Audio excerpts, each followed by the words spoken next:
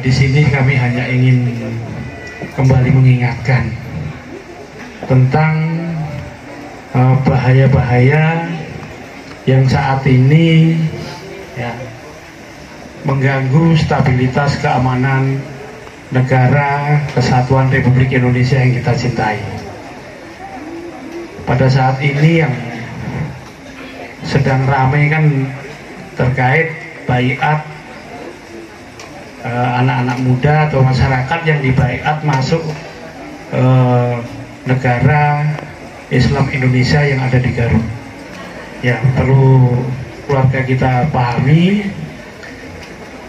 negara kesatuan Republik Indonesia itu sudah final. Ideologinya Pancasila, ya kan?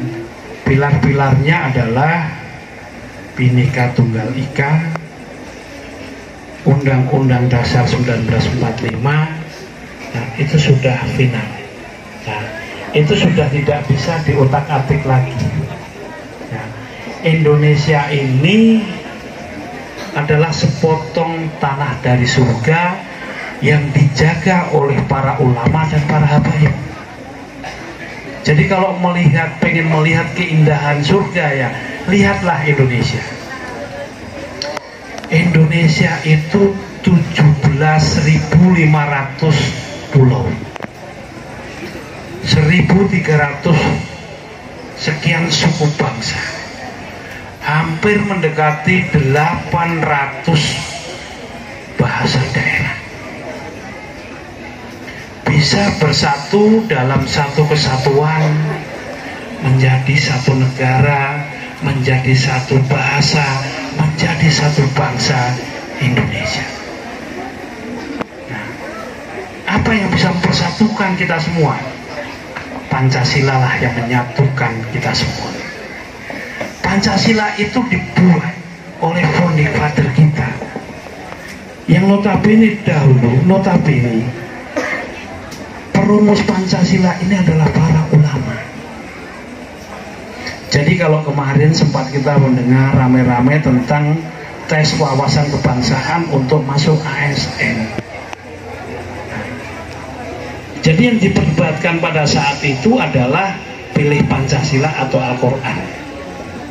Atau yang lebih kritikal lagi, ya, laki-laki muslim boleh nikah siri apa tidak.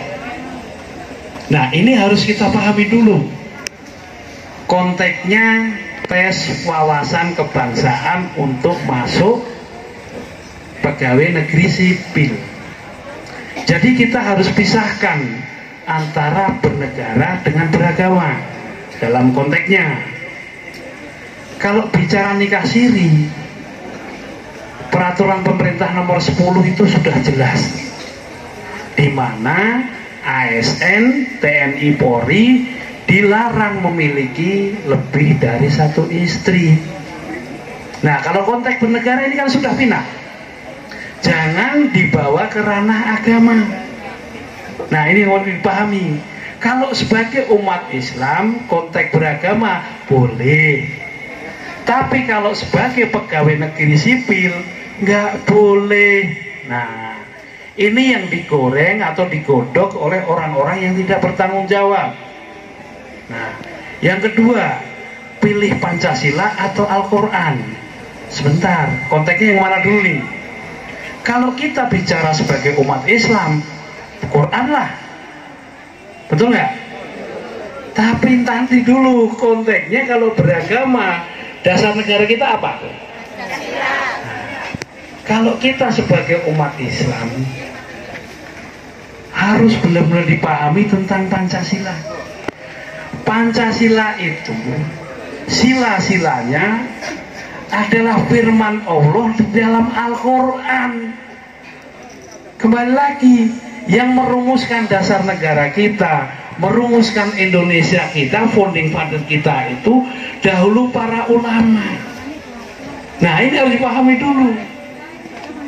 Nah, makanya kalau masyarakat ini harus bijak dalam menggunakan media sosial. Nah, Cara mengantisipasinya gimana? Supaya tidak terjerumus ke dalam berita-berita bohong, berita yang menyesatkan. Yang pertama, kalau bertanya kalau sumbernya langsung, jangan ke Mbah Google. Kalau ngaji ya ke Bu Ustazah, berhadapan langsung. Jadi ayo saling berpandangan. Jadi bertanya pun ke sumber yang memang sahih, gitu loh. Jadi jangan melalui Google.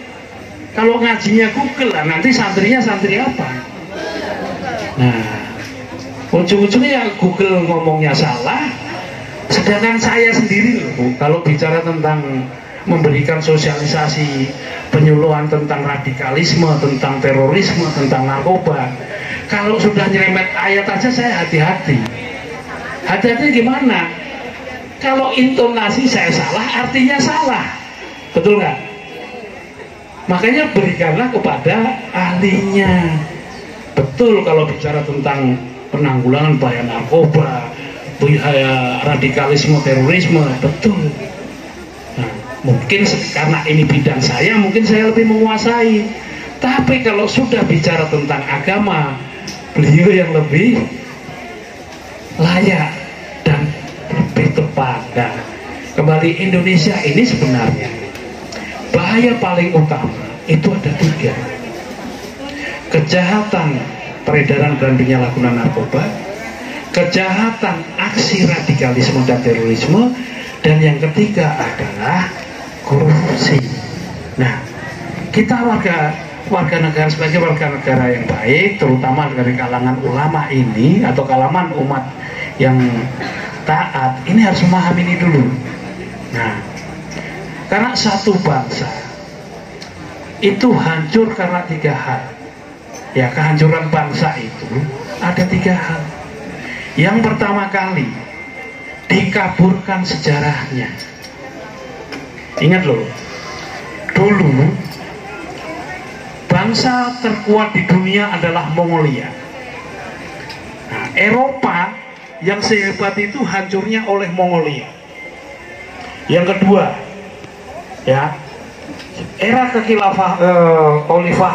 Khalifah Abbasiyah, ya, Irak. Itu khalifah terhebat di Jazirah Arab, bahkan sampai Eropa, sampai semenanjung Asia. Hancurnya oleh Mongolia. Nah, ini kebalikannya. Bangsa Indonesia ini bangsa yang hebat. Bangsa Mongolia itu hancurnya oleh Singosari. Bangsa Indonesia, di mana Kubilai Khan mengirim 30.000 pasukannya untuk menghukum Raja Kertanegara yang sudah motong telinga prajuritnya. Sampai di Indonesia dihancurkan oleh Raden Wijaya. Sampai akhir hayatnya Kubilai Khan tidak bisa membalas dendam. Itu loh kehebatan Indonesia. Jadi diri bangsa ini harus dipahami.